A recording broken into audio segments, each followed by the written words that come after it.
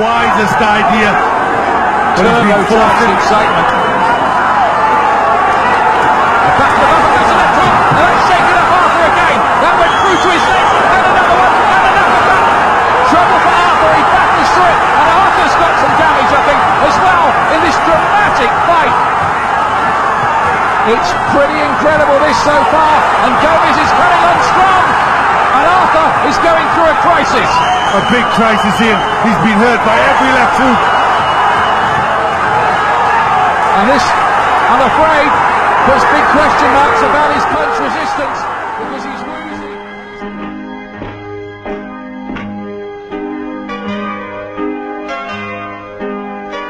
Down goes Frazier! Down goes Frazier! Down goes Frazier! And they can get it back! This should be the round of the century. Look at Holyfield! What a warrior! If he weighs 205, his heart weighs about 204.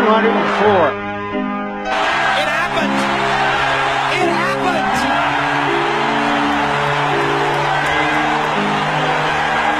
I can't believe it. It was astonishing, and he hurts him with a hook! Corrales comes back a straight right! Now Castillo against the ropes! Unbelievable! Evans low! Corrales waiting! Castillo's in trouble! Leach steps in, and the fight is over! Corrales with a remarkable dramatic turnaround to win this fight!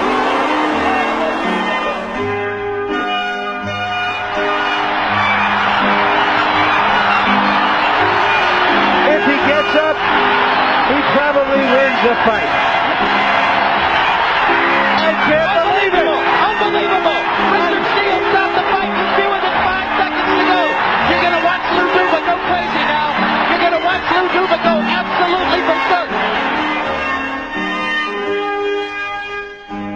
Hello everybody, and a very warm welcome to another episode of Punches from the Past, where we delve into the historical archives and take a closer look at fights from boxing's rich and multi-layered history. My name's Steve Wellings, and I'm joined in conversation by Andy Patterson, Kurt Ward and David Lee.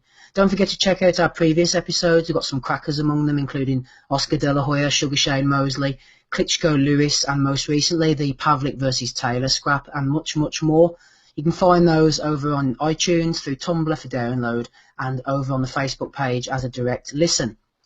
This week we're going to travel back in time to the 25th of October 2003 and the Meadowbank Sports Centre in Edinburgh, where Alex Arthur defended his British super featherweight title and WBA Intercontinental bauble against Michael Gomez in front of a passionate Scottish crowd. Now, coming into this bout, Arthur was one of the rising stars of Sky Sports Boxing. They'd invested quite a lot of viewing time into their prospect. He was 16-0 with 14 knockouts on his impressive record at the time. Gomez, on the other hand, was at one of his numerous career crossroads. An eccentric character, Michael Armstrong, was born in Ireland, with his mother reportedly giving birth to him in the back of a car. And when it came to turning pro, he was unable to register his name, as there was already a Michael Armstrong on the British Boxing Board of Control register and on the pro circuit. So the same rule that led us to having a Steve Spartacus on the domestic circuit introduced Michael Gomez to the world. He was named after the great Wilfredo and turned pro in Manchester's GMEX Centre in June 1995. After a sketchy early start, Gomez had excelled at British title level before shock losses to Laszlo Bognar and the talented Kevin Lear, who later retired undefeated due to persistent injuries, saw Gomez as possible damaged goods when entering the ring against Arthur on that cold October evening. Andy, first word to you, sir. A bit of background on Alex Arthur leading up to this scrap. Yeah, cheers, Steve. Yeah, as you say, Alex Arthur was obviously kind of like the golden boy coming up through the British ranks at that time. I think he was 20 years of age as an amateur. He won Commonwealth gold medal over in Kuala Lumpur. I think he beat Canada's Marty O'Donnell, I think it was. And he came back. I remember actually remembering some of the STV news actually came back to like say, a sort of kind of hero's welcome, shall we say. A lot of reporters, a lot of pictures. And he was a guy who knew who could talk basically, but he also had a cockiness and an arrogance about him and stuff, which he he probably would say later in his career, maybe going into that fight actually, it probably was maybe the best thing that happened to him actually, that fight, the Gomez fight. The ironic thing was he actually lost out on his chance to go to Sydney actually at the Olympic Games, because at that time, after winning the Commonwealth Gold, Arthur was actually the #1 ranked British amateur, and it was believed at the time that winning Commonwealth Gold was enough for him to actually get the qualification spot for Sydney. He was told to basically go away on holiday, and he did so for about 3 weeks, and he come back, and he was basically told, he was under the impression basically, he was told basically 3 weeks to prepare for an Olympic qualifier in Germany, and because the rules system had basically changed, so he had I think he had 3 weeks basically getting in shape for the fight, and apparently, according to people who were there, he won the fight, and he was basically robbed and lost his spot, and ended up having to watch the finals on TV, unfortunately.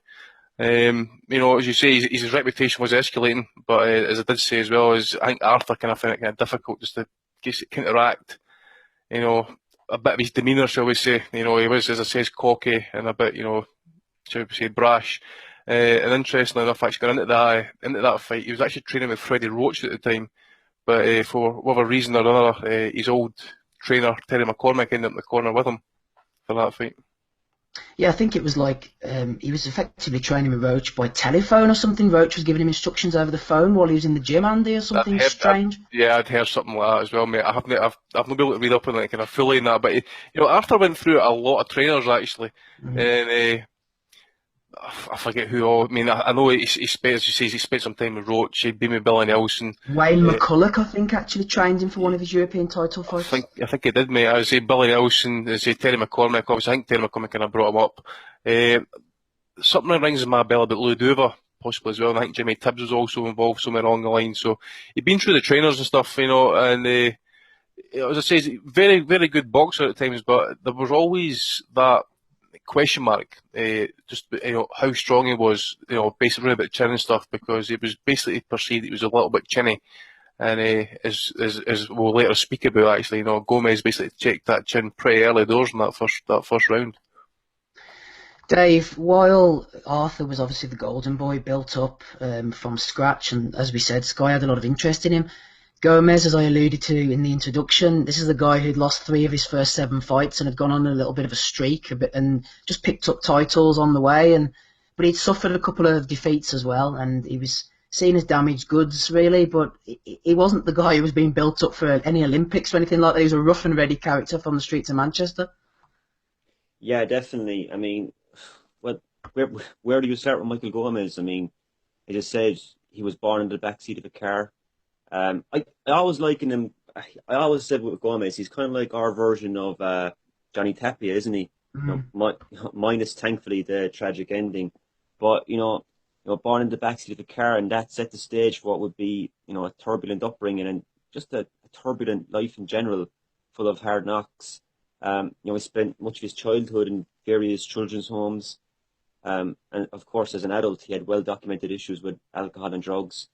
I mean, as well as being cleared of a murder charge in the mid-90s, he was also knifed in a street fight in the midst of his pro career. And he was actually clinically dead for over 2 minutes on the operating table.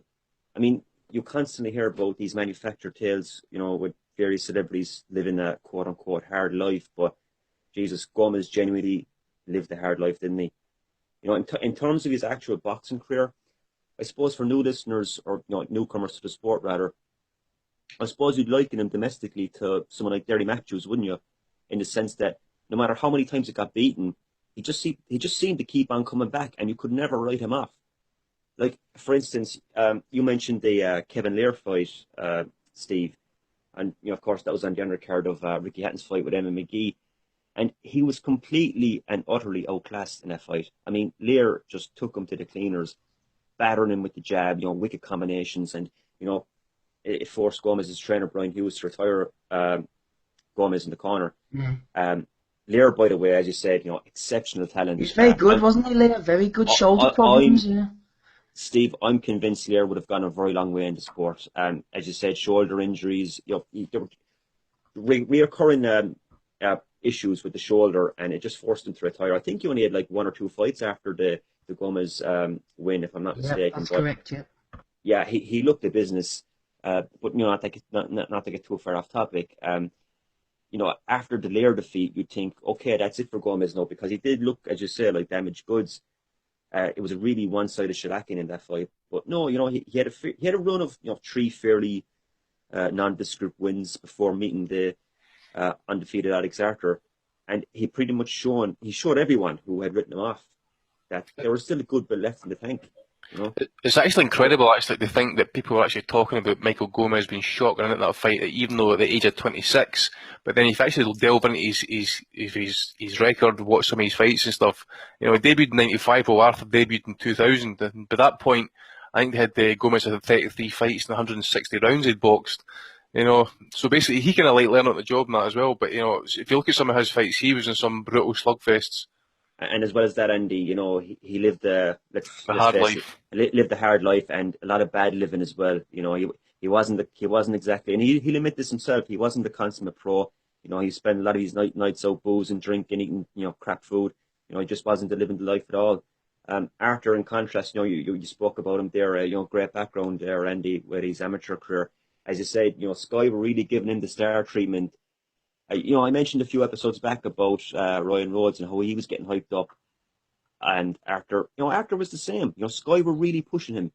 They were featuring him on their ringside show prominently back then, and they were giving him chief billing to Scott Harrison's world title fights, and he did seem to be justifying it in the ring. I mean, as you mentioned, won the British super featherweight title, and I think it was only his 13th fight, I believe. I think he'd won it outright against Gomez as well. He would have won it outright against Gomez. You're right there, Andy. Yeah, and he beat a couple of decent names. Like your Carl Greaves, Steve Conway's, but not only beating them, but beating them impressively as well. And of course, he also had an unbeaten rival around that time period by the name of Willie Limond, who I'm sure we're all aware of. Now, these two were constantly linked to each other as well, and this fight was on off for a while, but eventually did happen. And Arthur simply had too much for Limond, didn't he? Stopping him in rounds, and Limond was severely outgunned. There was one fight, though, prior to the Gomez meeting, which did raise my eyebrows somewhat about Arthur. That was when he fought Patrick Malinga on the undercard to Scott Harrison. Showed flaws, didn't he, in that one? Absolutely, Steve. Yeah, no, I was there for the Harrison McCullough fight, and he did show star quality, but he was just getting tagged too cleanly, wasn't he? And he even got buzzed slightly at one point, and I thought to myself, even then watching that fight, this kid's too easy to hit. And as we're going to discuss today, those defensive deficiencies that we saw in the Malinga fight would rear their head again in the Gomez fight. Yeah, Kurt, that the Malinga fight was definitely... I couldn't remember which fight it was leading in that he had so much problems with, but as Dave rightly says, it was the Malinga fight. And the Willie Limond fight was a good one as well. Limond's manager really fancied that one. I think he'd pumped thousands on his man to win that one. But it became obvious that Willie hadn't got the power to hurt Arthur. But Arthur, massive puncher at that level, was really hurting Willie from the beginning and put on a very good performance. So going into the Gomez fight, Kurt... Arthur was a sort of resounding favourite, really. But I thought early on, in the first round, for example, Arthur looked quite tense, I thought, a little bit static. Maybe the occasion was starting to get to him, even from those early stages. I think going into the fight, you can see why Arthur was favoured. He was the better boxer. He was on the rise. As been mentioned, Gomez was on the, he was a fading fighter, but I think straight away as the fight, I think Gomez said, he'd retire if he lost. And I think when a boxer says that, you either get a guy who just looks like he's got nothing left, or you get a guy who just fights like it literally this is do or die. And I think Gomez showed straight from the off. He was giving this absolutely everything, and he just went straight for Arthur. And within, I think, the first 20 seconds, he hurt him with a left hook. And that left hook, as soon as he hurt him with that, it was there for him. We'll get into it, but it was there for him all fight basically. And once he knew he hurt Arthur, and I think Arthur knew, I think it was a much different fight. I mean, Arthur beforehand was, in the press conference and stuff, he was basically saying this would be an easy fight. I can win this fight any way I want. It was a routine fight for him. And I think Gomez was, as has been mentioned, he had a hard life, and he wasn't a guy who was just going to turn up and just, not give it everything. And he was really pissed off by a lot of the comments Arthur said. And it made for a great, build-up and a great fight. And, I mean, the fight only went 5 rounds, but it's a great fight. And yeah, I mean, Gomez just went straight at him. And I think the main difference was, whereas Arthur might have been a better boxer, you know, he's got nice jab, nice combinations. He was upright and straight up, and he was easy to hit. Whereas Gomez, as he walked forward and put a lot of pressure on, he was just constantly moving his head, constantly upper body, a bit like a Ricky Hatton type style, constantly moving, making it very difficult to land clean on it with it while he had the earmuffs on, and he was just unloading bombs pretty much straight away. And I mean, the first round was just what showed what the fight was going to be like. It was just two guys who really had to put it all on the line, and I think Arthur knew straight away that this weren't going to be a routine fight, and he would have to go into the trenches to win it, which is something I don't think he wanted to do. To him as well tonight, he's been a splendid official over the years, the man from Wolverhampton. Michael Gomez, on the night that the clocks go back an hour, will hope that they can go back for 3 years to the days when he was ripping men apart as the British champion himself. But it's Arthur who has the crown at the moment, in the white trunks. You know what you're going to get from Gomez, and he gets him with a left hook early, and he's seen down to the face, and Arthur's shaken up by a right hand as well. It's a bad start for Alex Arthur. Those punches have hurt him. This is his biggest test, all right, and Gomez has made a great start, ripping home shots in the opening 20-30 seconds of the fight. What a start, Glenn. Unbelievable start. Tremendous left hook from Michael Gomez, and he caught off the flush, and the legs went wooden there. And a bad start for him. He's got to get through this, standing very tall, and that chin is in the air.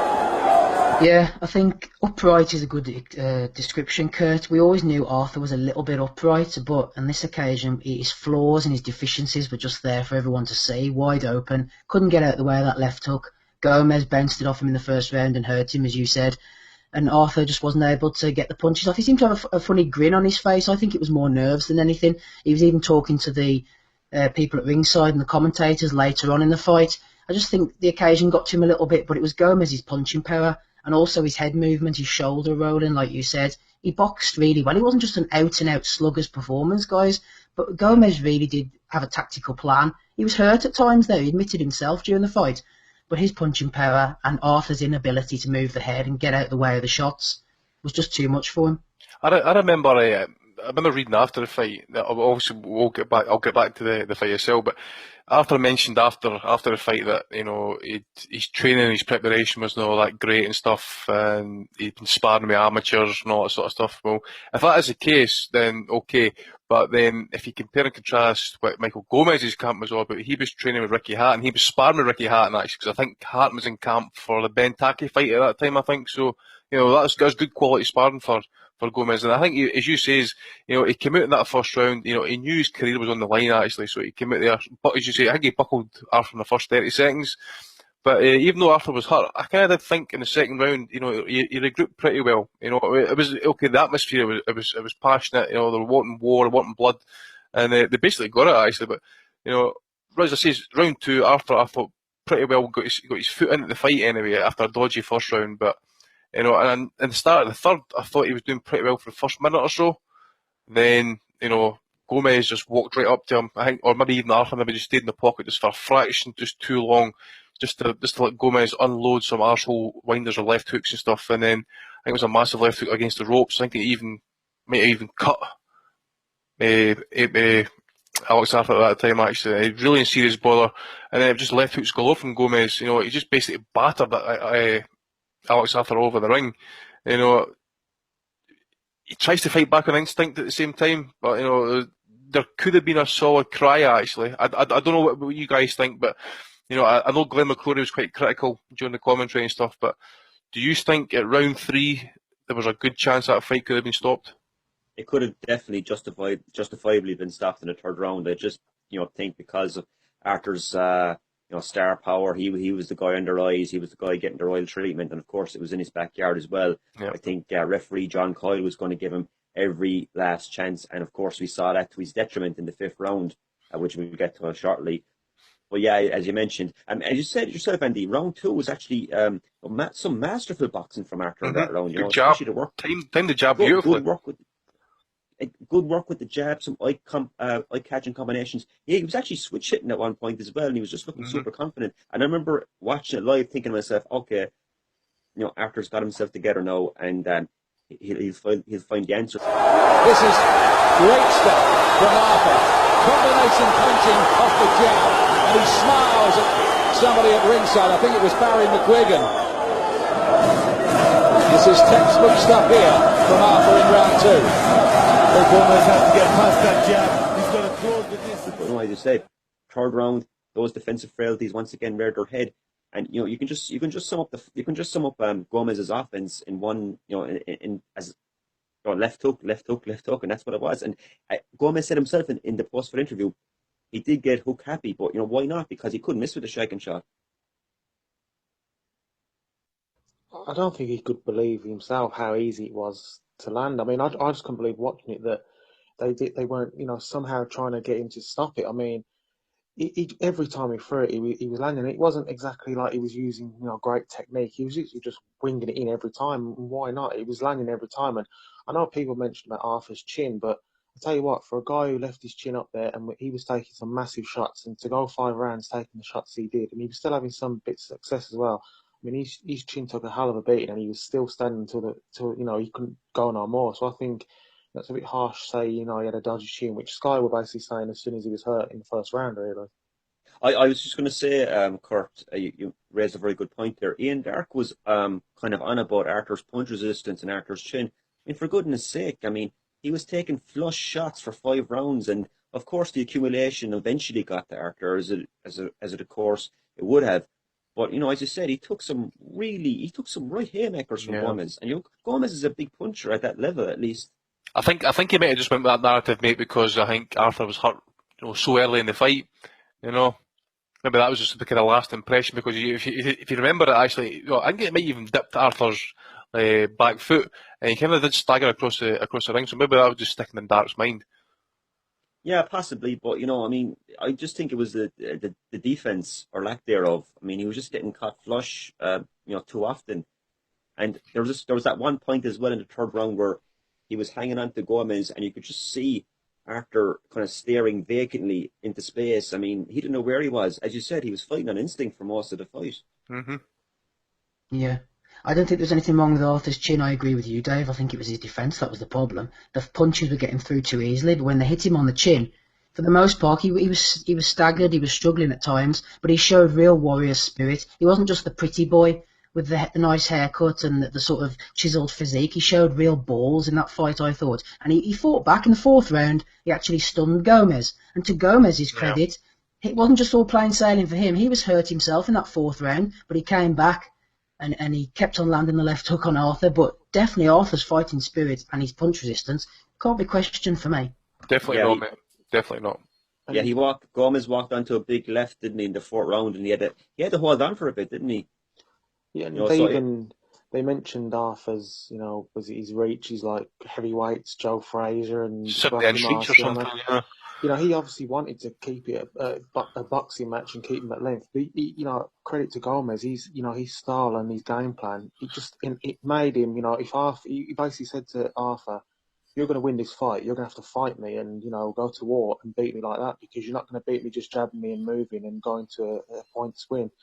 And Arthur, he had to dig deep. He had no choice. The crowd were roaring him on, and he gave it absolutely everything. And I mean, after the 4th round, although he'd taken a lot of big punches, I felt like Arthur was still in with a chance, even though Sky had basically written him off, because to me, Gomez looked like he was really struggling to keep the pace that he'd set for the 4 rounds, and he was hurt a couple of times himself, and he was holding on a couple of times when he got close. And I just thought, if Arthur could have got through maybe and started landing a few more of his big shots, the tide could turn. But obviously, Gomez, credit to him, once he had his man hurt, he got rid of him. I think by the 5th round, the damage was done, though. I know what you're saying. I mean, Gomez, I think in the 5th round, which proved to be the final round, did look to be feeling the pace somewhat. And he actually at one point kind of crouched down on the ropes after a barrage of shots from Arthur. But I think he was kind of biding his time as well to wait for that next, again, left hook. Yeah, because Arthur had nothing after. Because if you look at that sequence there, mate, I think, as you say, he was hurt. Might be with a body shot, maybe a left hook. But if you look at him, the way he crouched down, Arthur never really kind of followed up with anything substantial. Okay, there was a few punches thrown, but he didn't really kind of put sustained attack in, because maybe about 20 seconds, there wasn't really much getting done, and then the fight they went back at the centre ring, you know, so. Yeah, I think by that point, Andy, the fight had been pretty much punched out of Arthur. And of course, you know, he was, you know, Gomez timed a beautiful left hand, which, you know, sent Arthur reeling back and crashing to the canvas. And again, you know, that inexperience from Arthur, the first thing he did, what did he do? You know, he looked at the camera. Looked at the camera, smiled at it, and he got up way too quickly, you know. The complete antithesis of Jorge Linares against Kevin Mitchell, you know, whereas, you know, Linares took the knee and bided his time. Arthur was up like a shot all over the place. And, you know, unfortunately, you know, for him, got sent down again, got up too quickly. But I think that, I mean, he was obviously in bad shape, and I think after the second knockdown, definitely Kyle should have stopped it. Oh, and this time he does go down, but it had to happen sooner or later. He's got up quickly and talks to somebody at ringside. He got up too quickly, I think. Should have waited for 8. And he talked to the camera. Surely now Gomez will do it. Yeah, he's down again. He's down again. And he gets up too quickly again. And he doesn't know where he is. I wonder whether John Coyle will stop it now. He lets Arthur get the benefit of the doubt. No, he stopped it this time.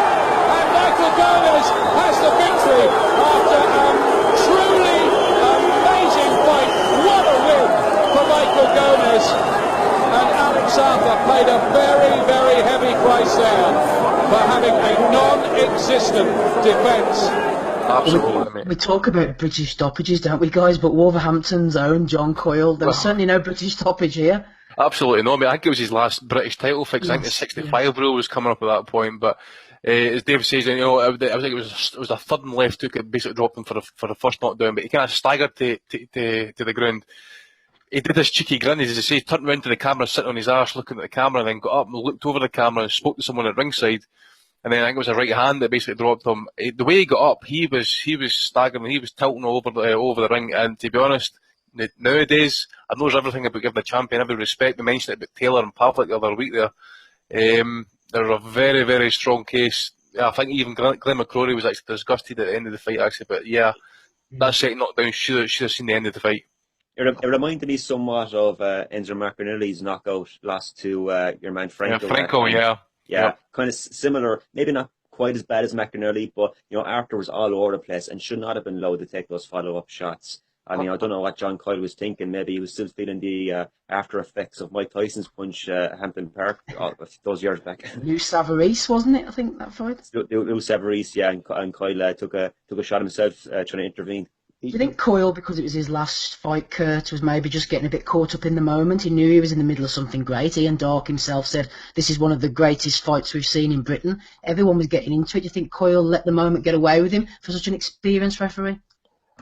Yeah, maybe. But I think it had more to do with the fact that where the fight was taking place, I think, and the fact that he'd probably seen Arthur firing back, and he had hurt Gomez a couple of times, and because, you know, the crowd were roaring, I think it was to Arthur's detriment where the fight took place, because the ref, I think, he would have stopped it anywhere else. And I think the fact that Arthur got up so quickly, I think it was more bravado because, you know, his fans were there. He got knocked down, and, you know, more that he wanted to get up and show he wasn't hurt, wanted to fight, and really could have, like, taken time to maybe, I don't think it would have done him any good, to be honest, but, you know, a fighter has to try and, you know, get as much time as he can. And I just think, you know, the referee, he evoked Steve Smogard, didn't he, by basically saying, I'm not going to stop the fight until you're basically flat on your back and you can't move. And the third knockdown was pretty brutal, wasn't it? I mean, Gomez just finished it emphatically, and to his credit, Gomez tried to fight on until that end knockdown, and he just couldn't go on no more. And, you know, just a brilliant fight on Sky Sports. And, you know, the crowd, it just shows that, you know, you don't need a massive venue, you know, when the crowd are into it like that, and when there's no better crowd than the British crowd. And I think that fight just one of the best atmospheres you'll see in it. I don't think there was that many people there either, but it was sold out, and just a great fight all round. It was actually a good 2 weeks for Sky Sports, actually, because you actually had the Chen fight against Michael Brody, ending a draw, and then obviously had this one, you know. Actually, even as well as that, Andy, a couple of weeks beforehand, Sky showed a double pay-per-view So like HBO and I think Showtime had a head-to-head pay-per-view, and Sky actually showed those two pay-per-views live back to back. Like, so they had Holyfield Tony, and they had I think it was Eric Malice against Goody Espadas Jr., their rematch, and they showed that like on free TV, with free, for Sky subscribers. So it was actually a superb few weeks for Sky and for boxing in general, because on that undercard of Holyfield Tony, you had that great up and down thriller between both Casamayor and Diego Corrales. The following week, as you mentioned, I think you had Brody Chi, you had Gomez against Arthur, and then I think maybe like the following month you had Manny Pacquiao against Marco Antonio Barrera. I mean, just incredible run of fights. Even Floyd Mayweather against Philip Endu, probably one of Mayweather's most exciting fights. I mean, just back to back, an exciting time to be a boxing fan. When will we see your likes again? Hold on, is David suggesting that this week's Bellew Flores is not up to that standard? I think he is. He is. We'll edit that out, because by the time this goes out, Bellew Flores will have already taken place. Just go back to the fight, actually.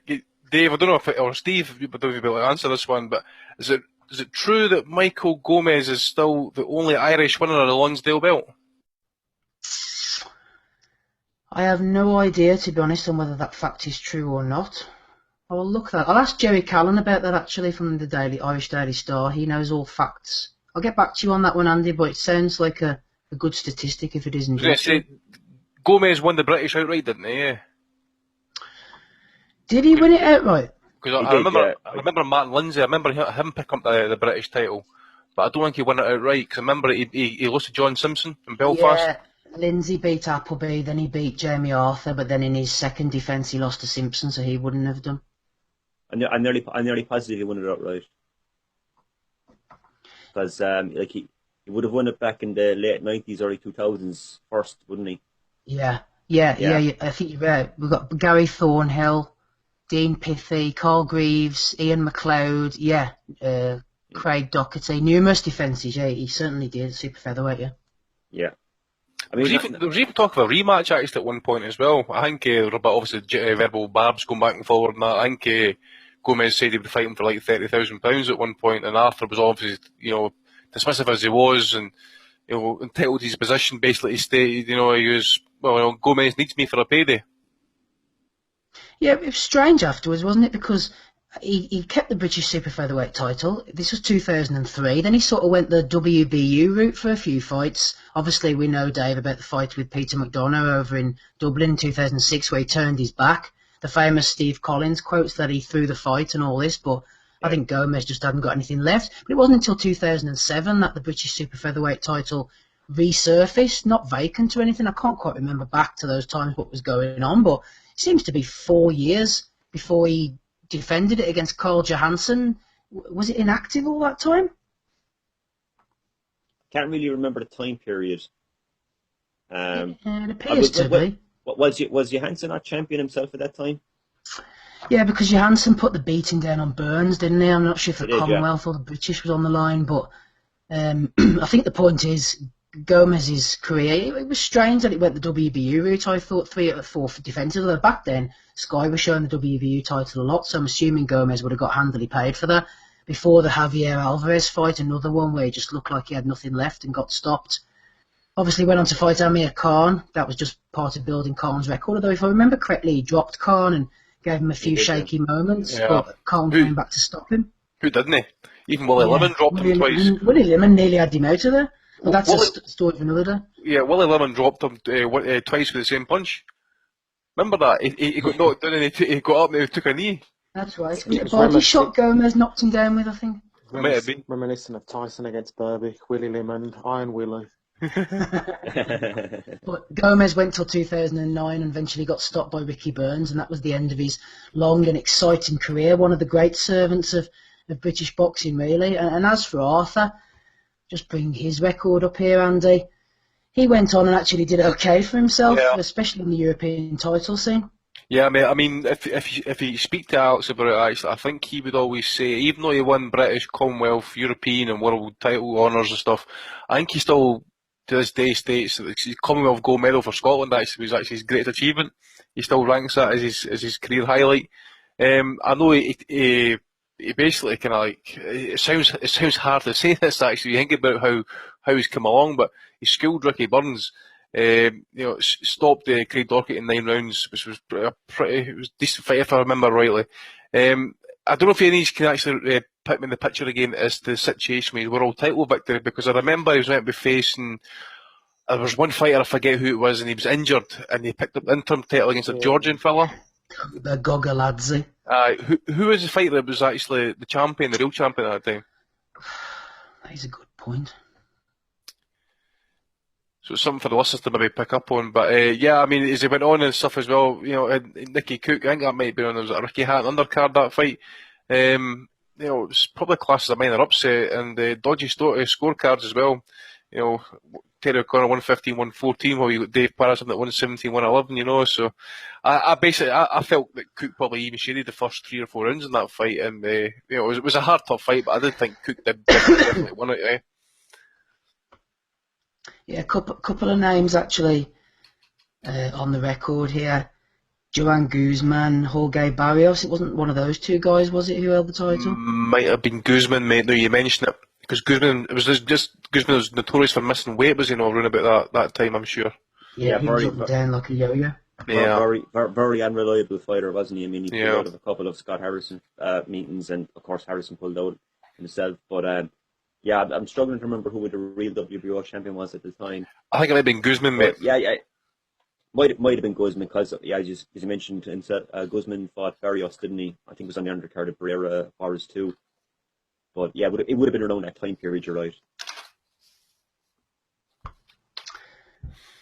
Yeah, so all in all, guys, just wrapping this one up, I suppose. There's nothing more to be said, Kurt, I suppose, in final comments than absolutely fantastic fights. Both guys went off and did their thing afterwards. Arthur probably had the better career, as was expected, but Gomez will forever be that first blip on his record, and what a blip it was, really, in hindsight.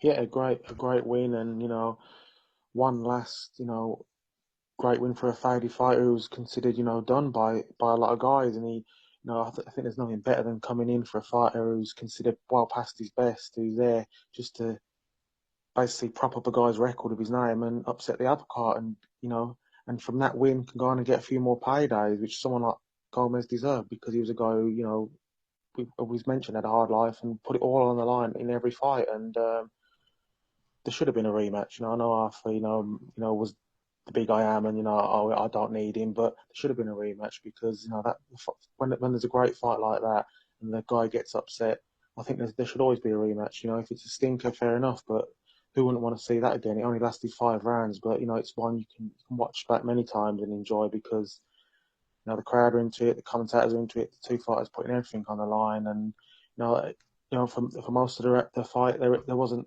great technique, but it was just 2 guys in the trenches fighting, and sometimes it's just great to watch that. Andy, I think some of the great fights through the years, especially watching them live at the time, they bring out all the emotions in you. And I seem to remember myself back at the time really enjoying the fact that Gomez was beating Arthur. I can't think now, having watched so many fights since, why I didn't like Arthur. A lot of people didn't seem to like him at the time. Maybe he was a little bit brash, a little bit rash. But as I said during the discussion, he put his balls on the line in this fight.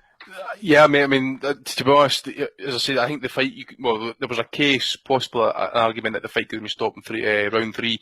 It did show his balls, but it was just there was no defence. He just couldn't defend against the left hook. As I did mention at the start, I think Arthur would actually even mention this, that he was just too cocky, just far too cocksure of himself. 16-0, 14 knockouts. He was really on the cusp of fighting for a world title, just roughly around about this point, you would think, and it's snatched away from him. I don't really know Arthur all that well. I've heard some comments about some gyms and stuff like that about him, but as I say, it's you then take some of the comments you hear in the gym with kind of grain of salt, because obviously words can be had.